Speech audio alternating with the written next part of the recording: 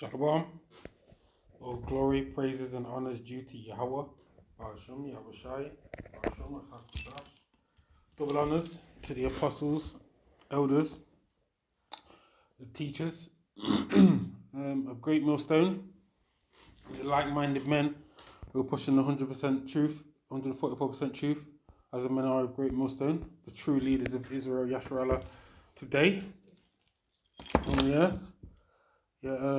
Salutations to the elect men, women, and children, the Tabernacle House of David. Shalom. And today, I'm just going to quickly go through this article, seeing it interesting from yesterday.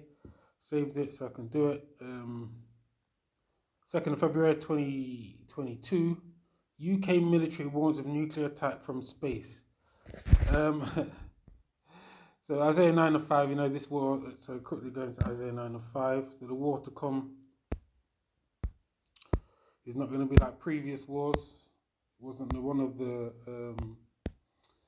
scriptures that I had lined up, but I'm going to quickly get this. Isaiah 9:5, to the point, for every battle of the warrior is with confused noise, and garments rolled in blood, but this shall be with burning and fuel of fire.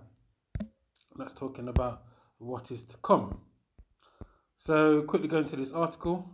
Obviously MOTB is going to be issued before the third woe happens. MOTB issues the mark of the beast, the RFID chip, the NFC chip, which is currently being promoted, but it will be introduced and made mandatory pursuant to Revelation 13:16 to 18. UK military warns of nuclear attack from space. Such an event would be a permanent kill scenario, a new report claims. British Ministry of Defence has released its space defence strategy, which raises the alarming spectre of an exo-atmospheric nuclear attack. You know what scriptures come to mind. I'm going to go into this shortly, Lord's will. However, the document offers few concrete proposals to counter such a threat, because they're going to get dealt with, pursuant to the scriptures, Released on Tuesday, the UK's Defence Space Strategy document describes space as a potential future battlefield, rife with threats ranging from cyber attacks and anti-satellite dazzling lasers, all the way to exo-atmospheric nuclear attack. Such an attack, presumably launched from a satellite in orbit, would be a permanent kill event, the report states. However, it does not elaborate on the likelihood of this kind of attack. It is definitely going to have to happen, the scripture says so, and we're going to go into these scriptures soon. Whether Britain's adversaries are anywhere close to possessing these capabilities, or what the permanent kill event means. Let's start with the scriptures.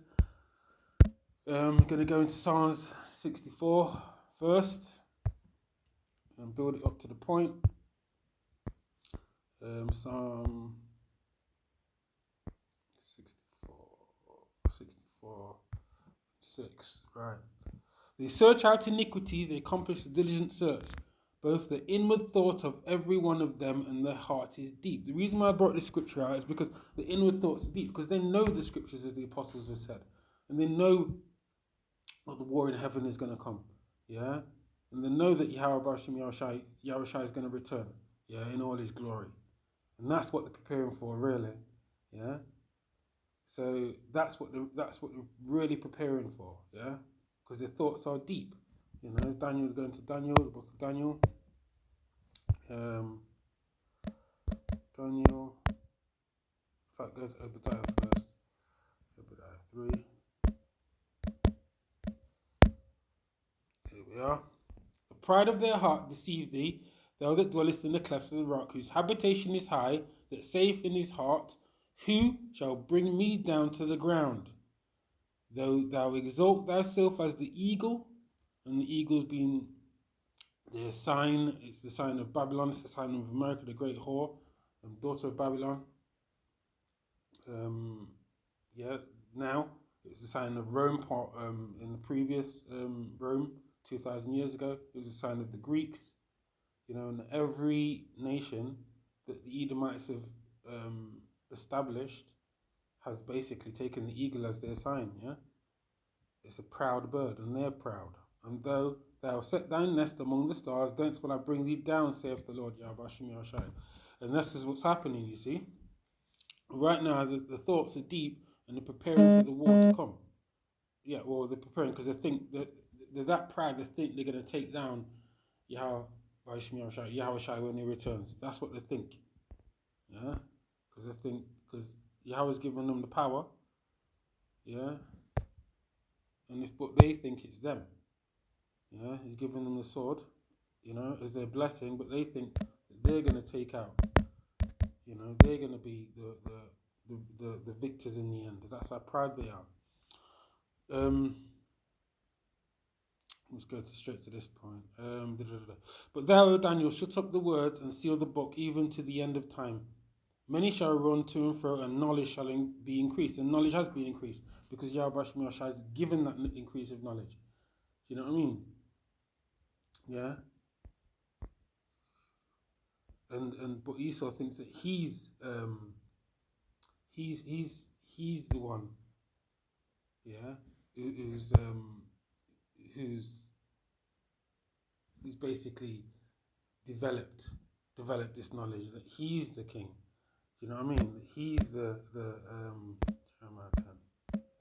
he's the one who runs everything. Yeah. So Jeremiah 10, Isaiah 10, Salakia, Isaiah 10, Isaiah 10.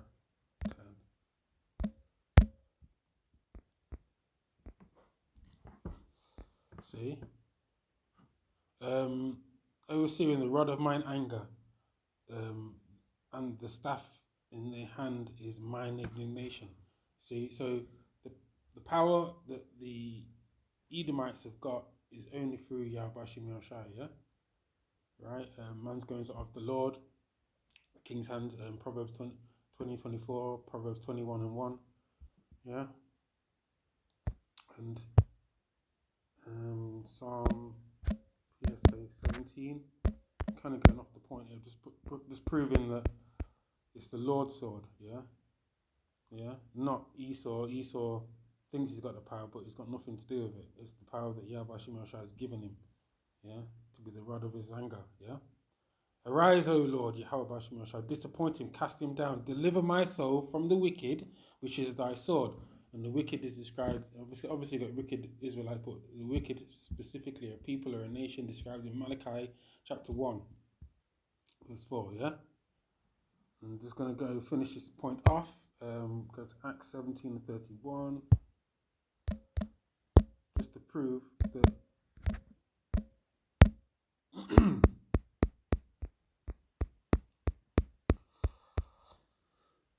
right.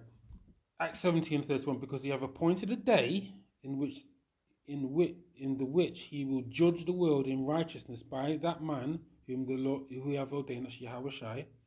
He have given assurance unto all men, Israelites, specifically the elect, in that he have raised him from the dead. So there's a day that's appointed where the world will be judged by Yahweh through Yahweh Shai. Do you get what I'm saying? And on that day, Esau will be judged. Alright? So we're going to go to Isaiah.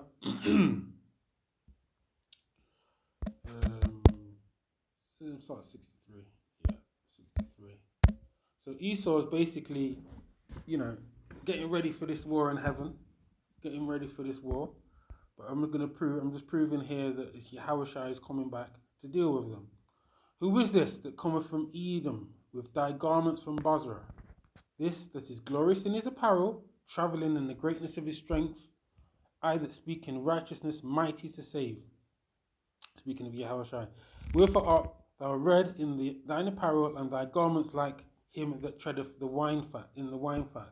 I have trodden the winepress alone, and of the people there is none with me. For I will tread them in mine anger, and trample them in my fury, and their blood shall be sprinkled, as metaphorically shall be sprinkled upon my garments, and I will stain all my raiment. For the day of vengeance is in mine heart, and the year of my redeemed is come.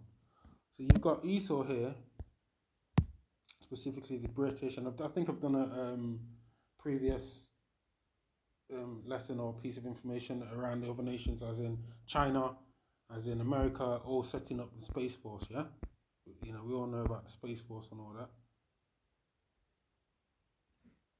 So, likewise, the report does not describe any means of countering such an event other than offering a commitment to understand, design and field technology to protect and defend UK interests in the event of space-based war. You see, but they're not going to be protected. The day of vengeance is in the Lord's heart, and then the year of his redeemed, my redeemed is come. Yeah? Go to 66:15. Straight to the point. For behold, the Lord, Yahweh, by SIMEON will come with fire and with chariots like a whirlwind to render his anger with fury and his rebuke with flames of fire.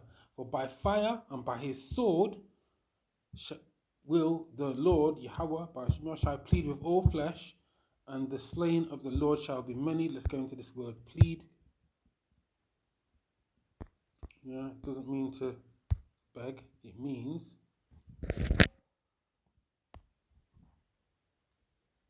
Strong's H 8199 Shaphat.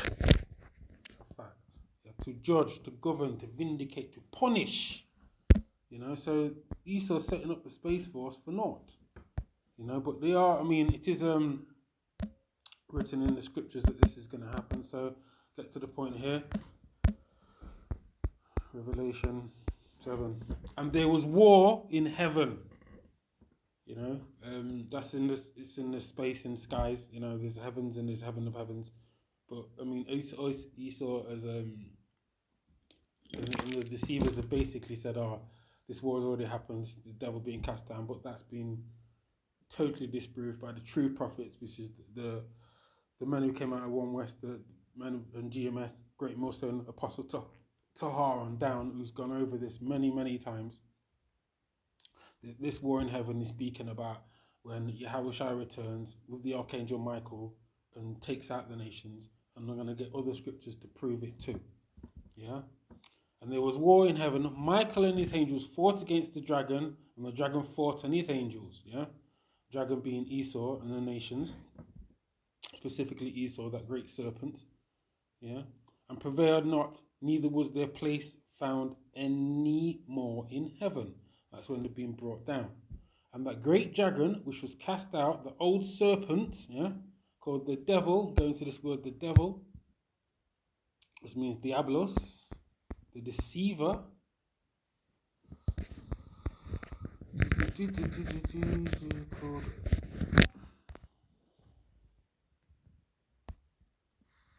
Strong's G 1228 Diabolos.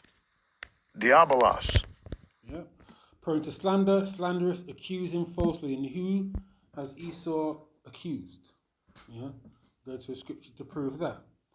The great dragon was cast out, the old serpent called the devil, Diabolos, and Satan, which deceiveth the whole world. And who's been given the power to deceive? Esau. Yeah. Genesis, so yeah, the sword and deception. Revelation 13, Revelation 14, 16, yeah, deceived the whole world with his miracles. And he cast out into the earth, and the angels were cast out with him. Yeah. And I heard a loud voice saying in heaven, now is come salvation, Yahweh, and strength, and the kingdom of our power, and the power of his Mashiach, anointed. For the accuser of our brethren is cast down, which accused them before our power day and night. Yeah. Psalms 50.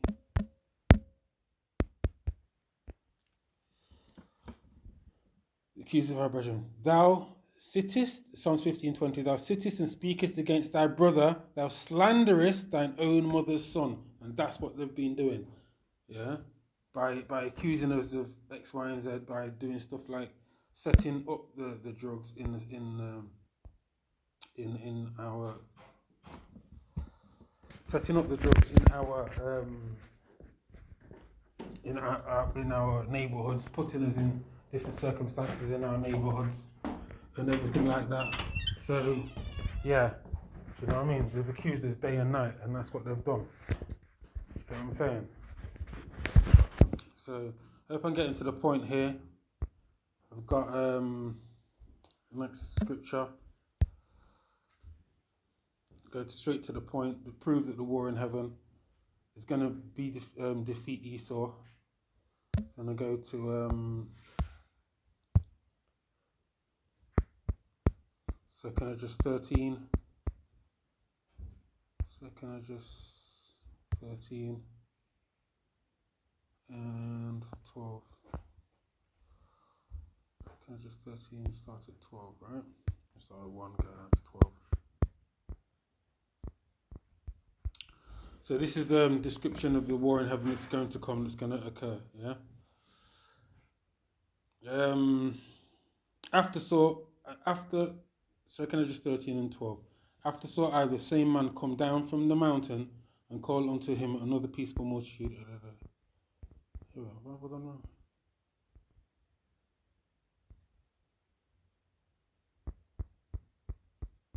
Um, 12, that's funny. Still looking for this, going wrong somewhere. There we are. So started at 3. And I beheld, lo, that man waxed strong with thousands of heaven, and when he turned his countenance, start from 1. And it came to pass after 7 days, dreamed I a dream by night, and lo, there arose a wind from the sea, that it moved all the waves thereof. And I beheld, and lo, that man waxed strong with the thousands of heaven, that's Yahushai, and when he turned his countenance to look, all the things trembled that were seen under him. And whensoever the voice went out of his mouth, all they burned that heard his voice, like as the earth faileth when it feeleth the fire. And after this I beheld, and lo, there was gathered together a multitude of men out of number from the four winds of the heaven to subdue the man that came out of the sea. Yeah, this, linking up to Revelation 12 and 7, yeah? But 12, 7 and 8. But I beheld, and lo, he had graved himself a great mountain and flew upon it. But I would have seen the region or place where the hill was graven, and I could not. And after this I beheld, and lo, all they which were gathered together to subdue him were sore afraid, and yet durst fight. And lo, as he saw the violence of the multitude that came, he neither lifted up his hand, nor held sword, nor any instrument of war, but only I saw that he sent out of his mouth, as it had been a blast of fire, there's the lasers, and out of his lips a flaming breath, and out of his tongue he cast out sparks and tempests, yeah? That's just the fire, that's just the lasers from the chariots, right? You imagine it. They were all mixed together, the blast of fire, the flaming breath, and the great tempest, and fell with violence upon the multitude which was prepared to fight. That's the world and the nations coming together to fight Yahushai, and burned them up every one, so that upon a sudden of an innumerable multitude nothing was to be perceived, but only dust and smell of smoke. When I saw this, I was afraid. Yeah? And that's Yahushai coming to deal with the nations. I'm going to finish it off with one scripture. It's Revelation 19 and 19. So Esau can do what he wants in space, try and get prepared with the Space Force and Britain putting up the plans, but it ain't gonna work, because they're gonna get dealt with, because the scripture says they're gonna get dealt with. And I saw the beast, which is NATO and the EU, and the kings of the earth, that's the rest of the nations, and their armies, gathered together to make war against him that sat on the horse and against his army. Yeah, and the beast was taken, and with him the false prophet that wrought miracles before him, with which he deceived them that had received the mark of the beast, and them that worshipped his image. These both were cast alive into the lake of fire burning with brimstone. That's the second death. That's when the nations are done. So Esau can plan his space force. He can plan putting like all the missiles in space, doing what he wants, because he's finished, he's done, he's through. Or praises Yahweh by Hashem Yahushai, by Hashem Rachak Kodash, Shalom. Lord's will, it was edifying.